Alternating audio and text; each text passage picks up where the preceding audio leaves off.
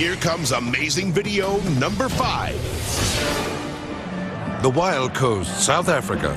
Tourists enjoy a pleasure cruise aboard the Greek luxury liner Oceanos. We can have a good cruise! Yeah! Little do they know that just 12 hours later, their dream vacation would become a nightmare.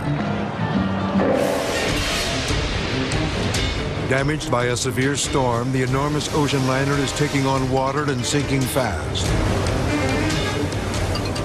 Its 400 terrified passengers are shocked when they discover that the captain and his cowardly crew have piled their luggage into several of the lifeboats and sailed off, leaving them to die. Cruise ship entertainer Julian Butler remembers the scene. The crew members were bringing down suitcases and bags and all their belongings. I questioned the staff captain, why are we not putting any passengers on this boat?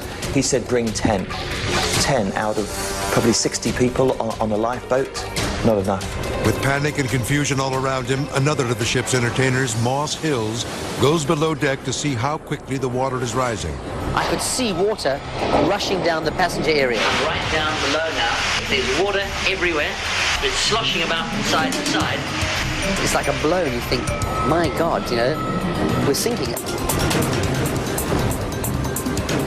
Since the crew has abandoned ship, Moss and Julian realize it's up to them to lead the 400 frightened passengers to safety. I didn't know what to do. None of us did who were helping out. And it's completely irresponsible. How can you not run the rescue? I think my biggest fear was the fact that we had many elderly passengers on board the ship. I think I could look after myself, but I know that those older people, if the ship was going down, they couldn't swim for their life. Half the passengers make it into the lifeboats when another tragedy strikes. The ship leans over too far, rendering the remaining lifeboats useless. We couldn't launch any more lifeboats. They wouldn't go down. And so we were trapped on board, more than 200 people, and no other way to get off. Panic grips the passengers as Moss and Julian race to the ship's bridge and try to radio for help.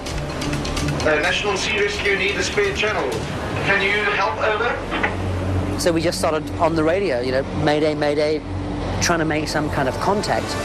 Eventually we did make contact with the ship and told them what our situation was. And he says to me, you know, what rank are you? So I said, I'm not a rank, I'm a guitarist. And he just says, what are you doing on the bridge? And I said, well, there's nobody else here.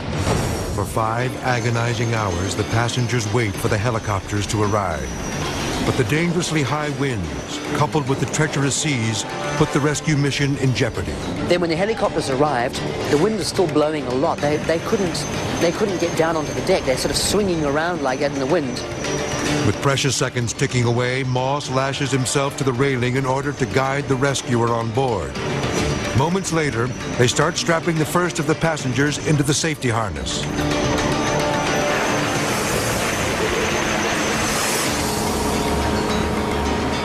It was quite difficult because as the ship's pitching and rolling, that cable is getting longer and shorter all the time. I got really scared and I thought, you know, while saving someone, I could be very well killing someone.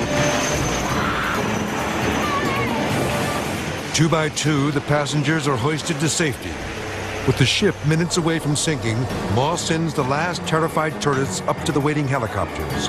Finally, it's time for Moss and Julian to be rescued. We put the harness on together, made the signal. I'd done it for all the passengers, now I did it for us. And we got hoisted up, and it's an incredible feeling. Looking back, you're just getting lifted off to safety, and there's my ship, the Oceanos, just below us, on its side, nose going down, and just sinking before my very eyes. And one of the Navy people from the shore said to me, is everyone off? And I just, yes, it's all over. And I just collapsed.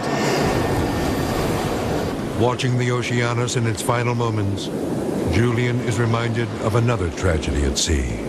And it was amazing to see that ship go down, straight down vertical, like the Titanic almost.